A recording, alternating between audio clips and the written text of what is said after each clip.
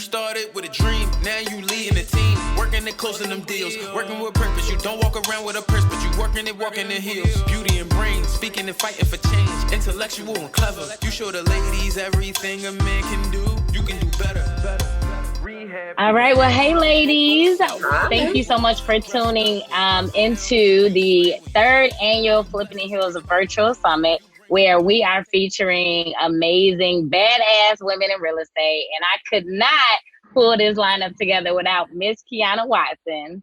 Okay. Hi. What's going on, girl? Nothing much. How you guys doing? Thank you so much for having me. I was really, really, really excited when you guys reached out. I love your platform. I love what you're doing. So keep it up. Oh, thank you. So you are an award-winning $1 million producer in the Atlanta area.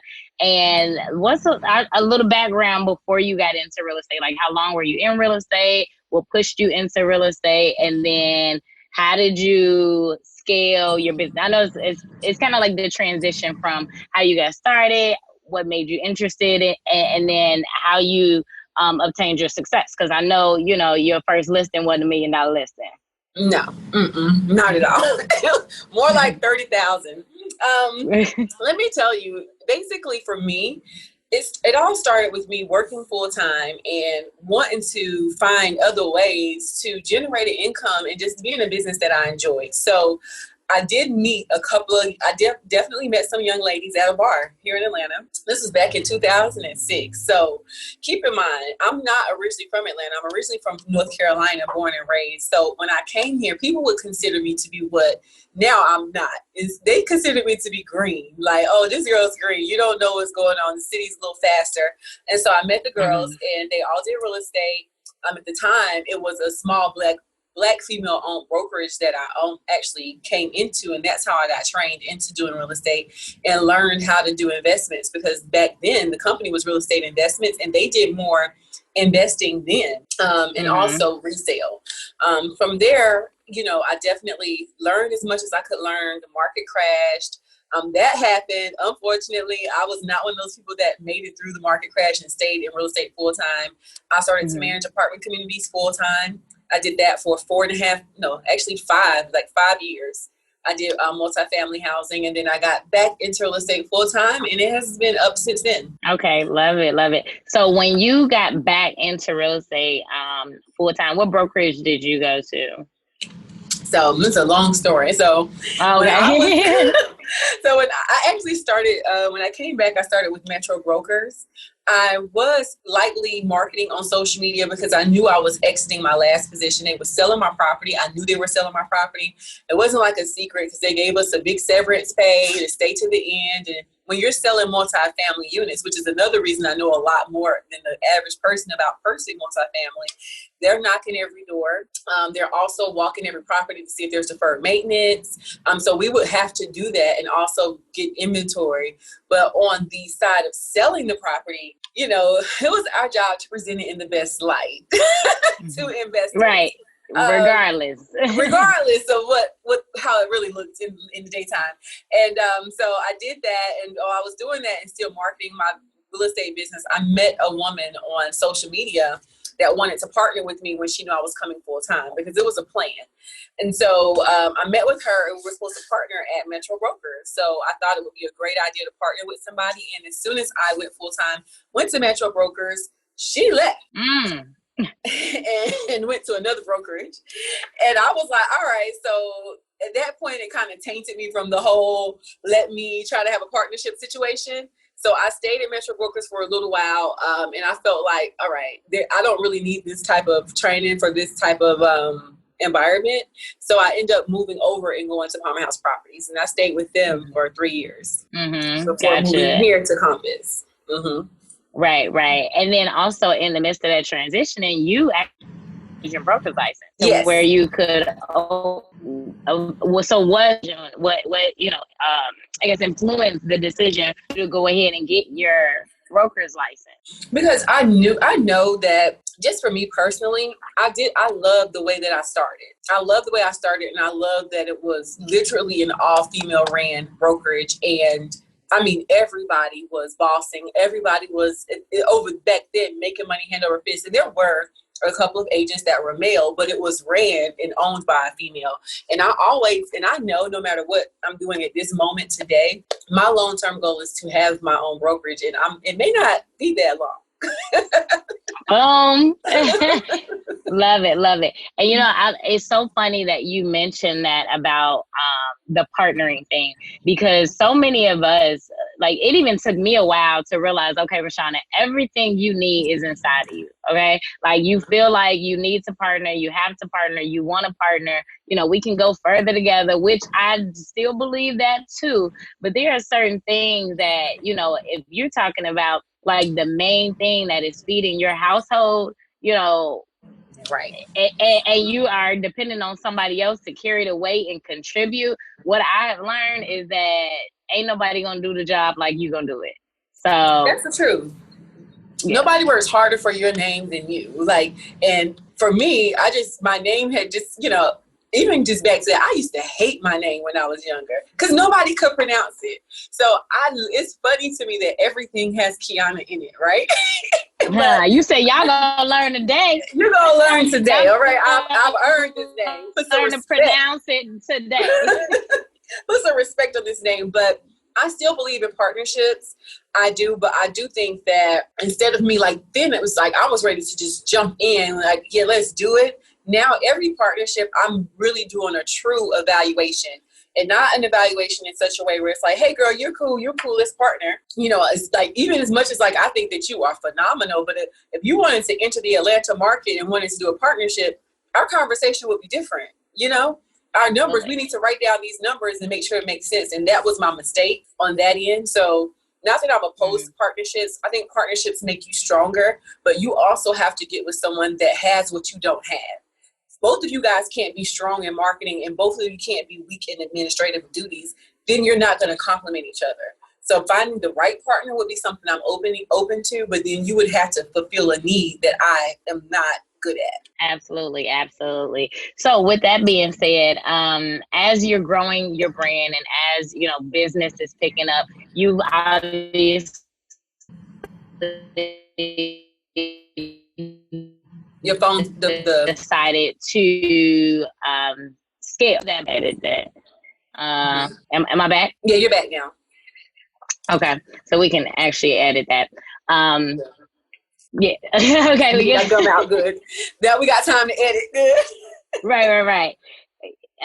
So as you were growing your brand, growing your name, your business and career is booming, you decided that it was time to grow a team. So what did that look like? I'm sure you vetted the heck out of the women that, you chose to be on your team. But what were those initial feelings and thoughts, when you said, okay, I think it's time to expand? And what were you looking for? For me specifically, when I felt it was time to expand, because I'm like, all right, I'm really at a point where I'm extremely busy. And you don't want to be one of those people, like, I found myself like, dang, I got too many leads today. I don't want to post on social media. Like, oh, I got too many leads. I want to kind of go silent for a couple of days because I can't handle it.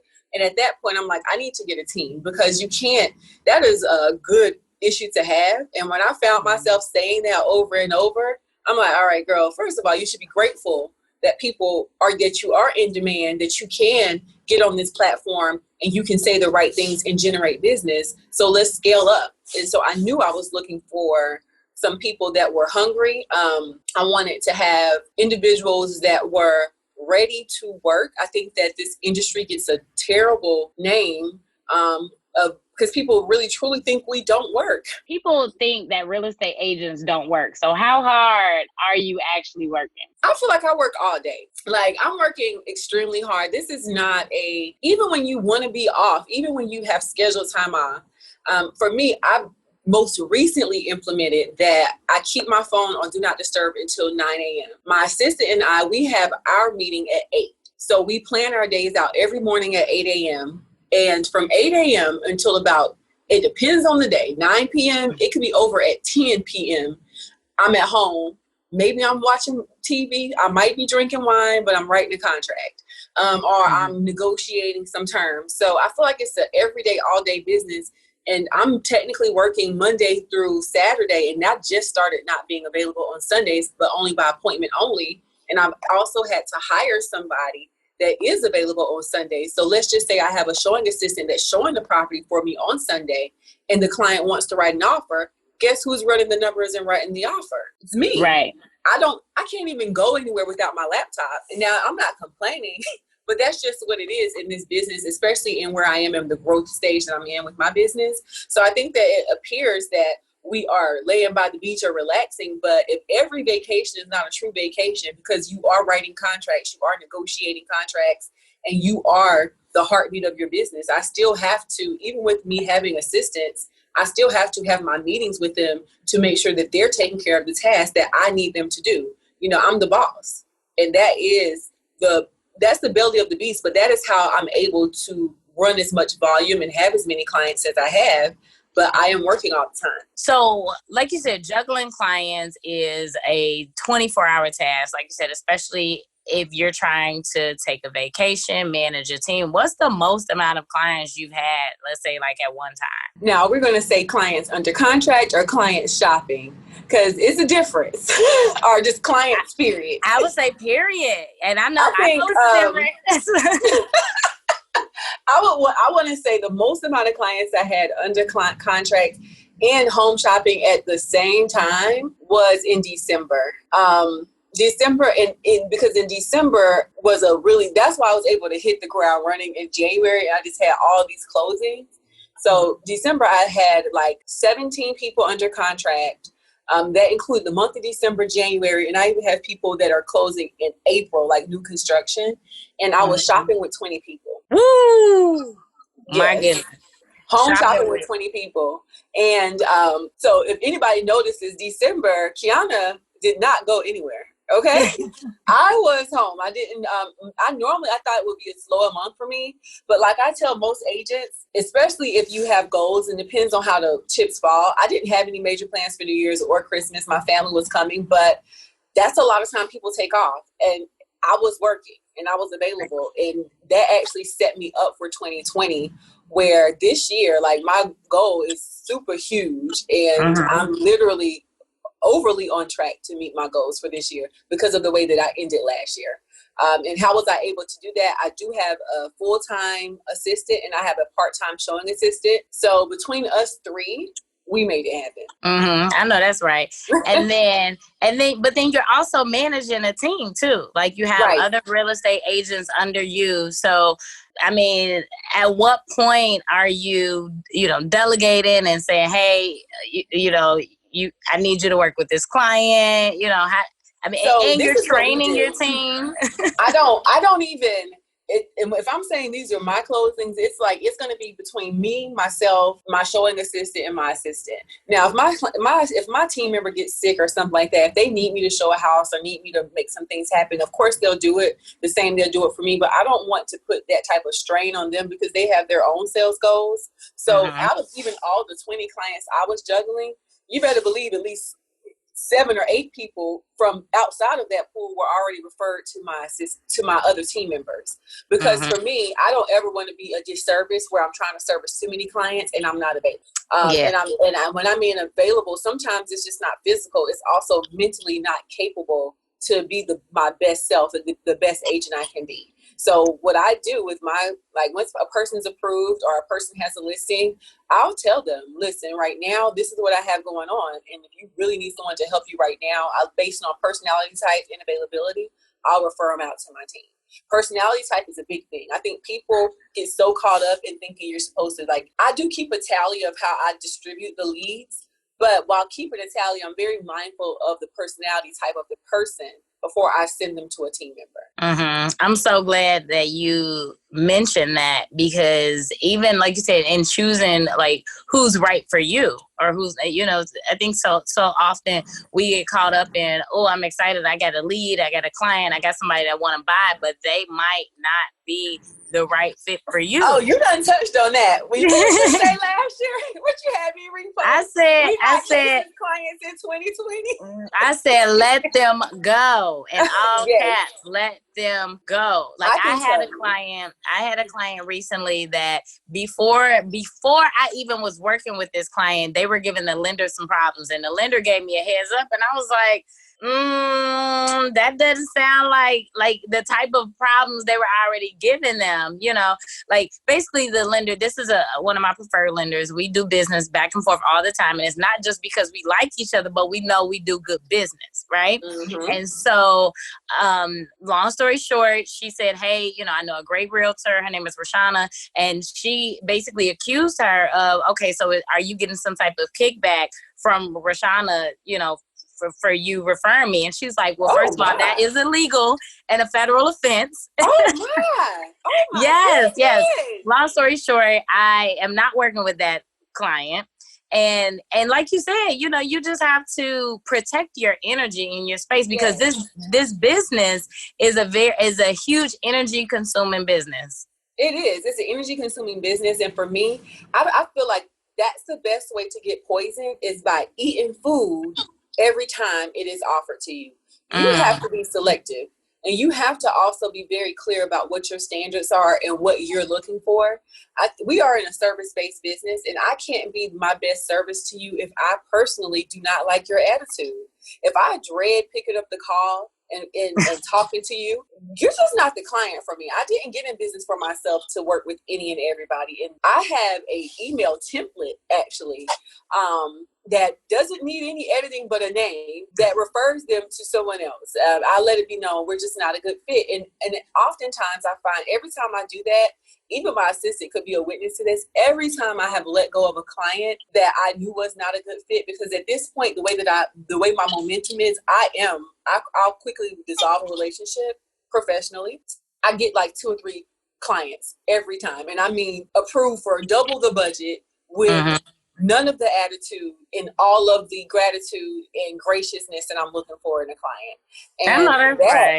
And that happens every time. So I'm just quick to realize, and now that I do my phone consultations, I can pick up from there if it's going to be a good fit or not.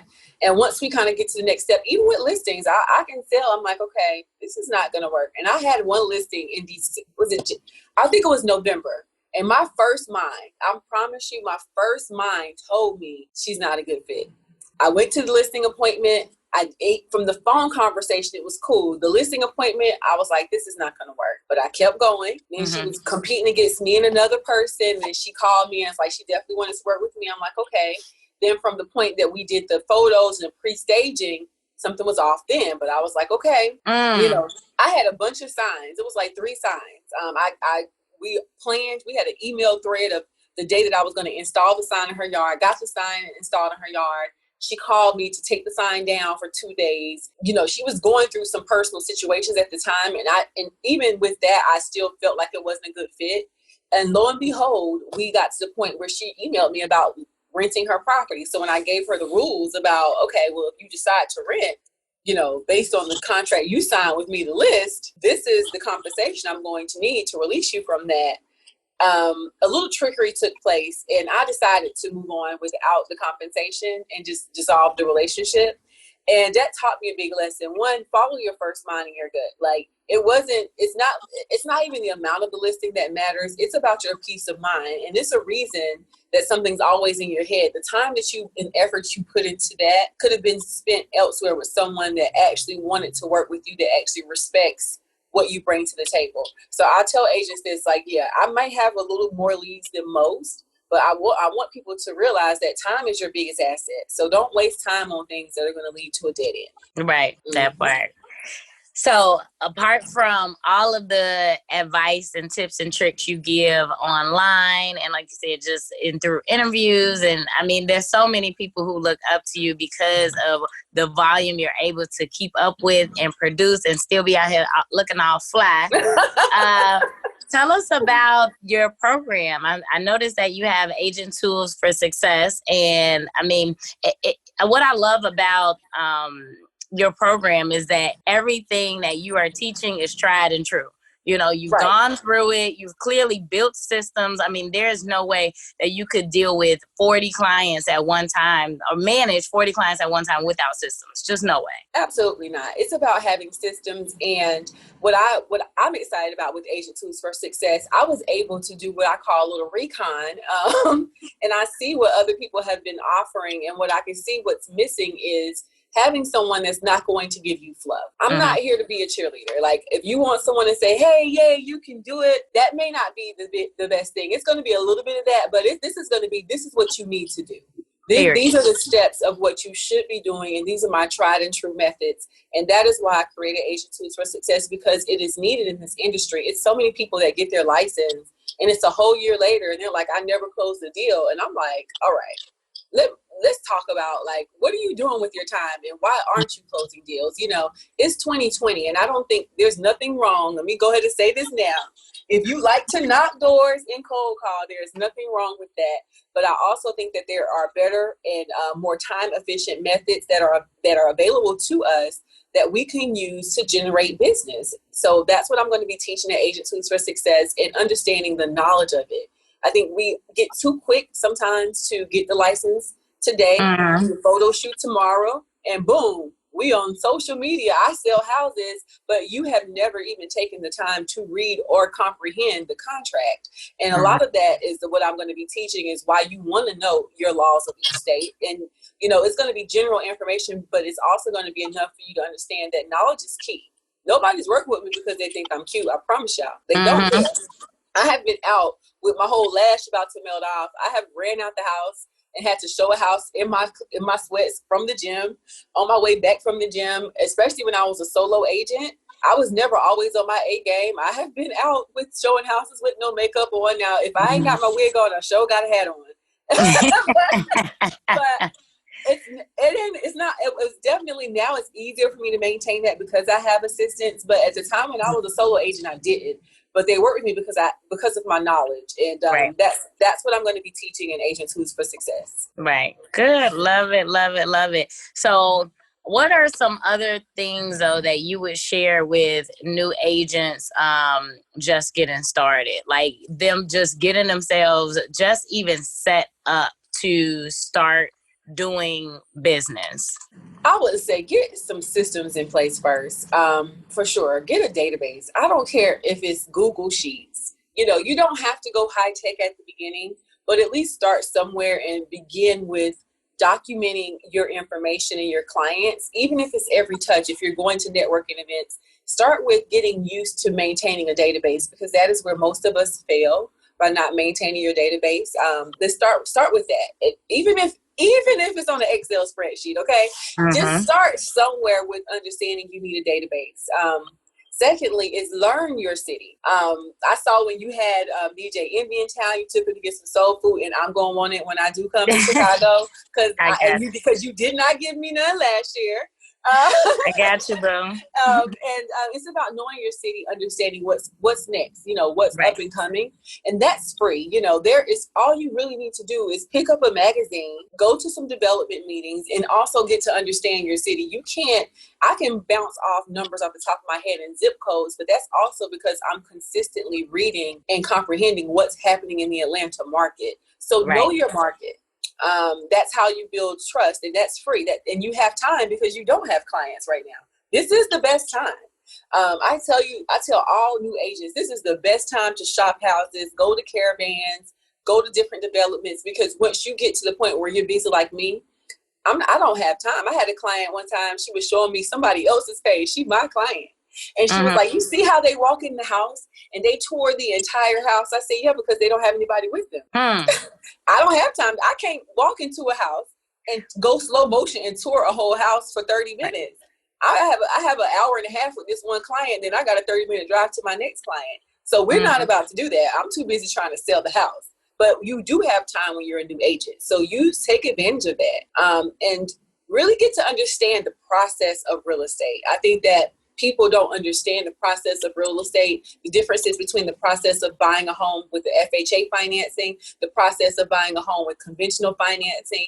Even there is still a process of buying a home with cash. Get to understand that and understand the roles of every party that's in the contract. That is the attorney. That is the lender. What their roles are. What happens with appraisals. What happens with home inspections. Get to know those roles so that way you can also be of service to your clients. So that's the best time to learn those as well. Yeah, you're absolutely right, because there's free classes out there that teach them that. There's also, like, the lenders will provide free programs to teach you about the different loan programs, because they want you to be out here speaking intelligently about the programs in hopes of you bringing them back a client.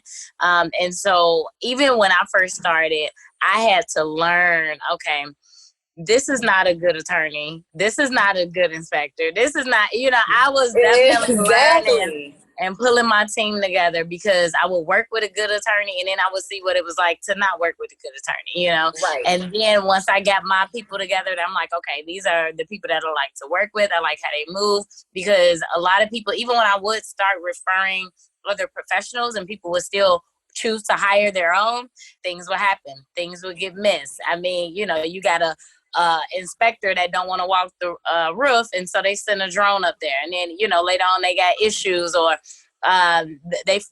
it's been all types of crazy stuff. Oh, it happens, because everybody's not created equal. So it's your job to vet and understand. Like, I have preferred lenders. Let me put an apostrophe and an S behind that. I got preferred attorneys. Mm-hmm. You can't, because everybody is different. Everybody's expertise and the experience with your clients will be different. And when you're referring somebody, take some pride behind that. I see people that just stand behind somebody just because they took you out to lunch. Just because they took you to lunch doesn't mean they deserve your whole entire book of business. You need to test them first, and also ask and vet questions. Personally speaking, any lender that want to work with me, they know I'm not with all the lunch. You can take me to lunch once you have emailed me your processes and allowed me to retain your information and get a clear understanding of how you do things. Everybody can tell me about their program. I can tell you about programs, but I need to know how you handle clients. What are your internal processes? And send me examples of your email, how you communicate with people. That stuff is important, and that's more important to me than you taking me to go eat a sandwich. So I tell lenders all the time, you want to get my business, email me your programs. I can email me your processes. There's a small percentage that do. And the reason they don't, because the other ones don't have processes. That's why they can't email them. And my preferred communication style is email. So if you can't email it to me, then I don't want to do business with you. That was a whole gem right there. And for whatever reason, that's not talked about enough in our industry, because people think that, you get a kickback from referring this person or that person, and there may be some people out there doing business this way, which is illegal, by the way. Yeah, we can't get kickbacks. The only thing that, one thing I can say with my preferred lenders or people that I work with, if I have a client appreciation event, they may buy the food, but they're coming, and you as a client too. So that's not even a kickback. That's just like, let's go celebrate the clients that we assisted. But there's no kickbacks in this. Like, I'm standing behind my people because I believe, there's so many war stories and horror stories of people 2 days before closing, the whole deal falls apart. The deal never fell apart. It was never together in the first place. And you had a lender that you could not trust. And you had a lender that was just blowing smoke. And you have no email documentation because you was too busy kicking on the phone thinking that it was all good. All of my stuff is in email, and I take that seriously. Even my clients know. They can call me all they want to. They call me, if they throw any business inside that conversation, I send a follow-up email just to recap it, just so I can keep it on my record for 3 years. Absolutely. There you go. So yes.